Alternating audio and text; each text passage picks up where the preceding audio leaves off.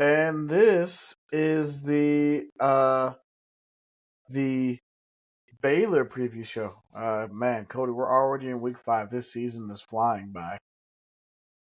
Yeah, I mean, just a few weeks ago, like we were all just preparing for the season, whatnot. We didn't know what to expect out of first year offensive coordinator Taylor Mauser, and now that we're a few weeks in, we've seen what Taylor Mauser's offense has done, and I will say more than I expected. I think he got a little more leeway than previous offensive coordinators, but that's just one story about this Iowa State team. Can we talk about that? Like, can we give a nod to the defense, like what they've done this year under John Heacock? John Heacock's always been known to be a defensive mastermind, but what he's put out this year simply has not been seen, compared to a lot of other Heacock defenses. Yeah, man. I mean, you have with this defense, like you actually have a lot of depth for the first time. I will say that that's been the story of this season, this depth, because with the way this defense is performing, is that no matter who you put in there, they'll put in like even when I was at the game last week, they were rotating so many guys in there, and like the defense didn't miss a step. Mm-hmm.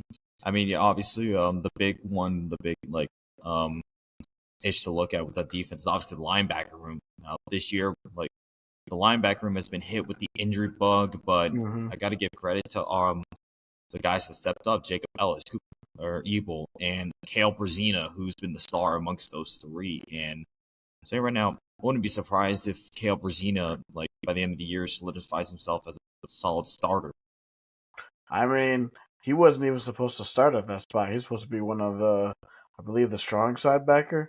And I mean, with Caleb Bacon's injury, he had to step in there, and he's just been amazing there. I mean, the best thing about this is that these young linebackers are going to be able to get very, very good reps in. So at the time when we're going to be playing tougher teams within the next few weeks, they'll be ready for this stretch run that we got. But let's get in. First, before we get into this, I'm gonna share a few notes that I took from the weekly Tuesday press conference from Matt Campbell.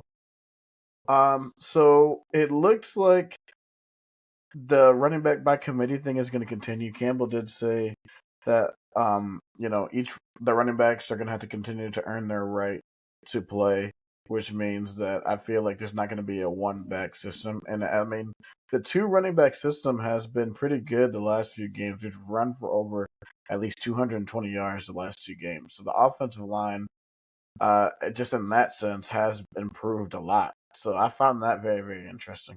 Yeah. I mean, Jalen Jackson this year, he's been a great compliment to Abu Sama.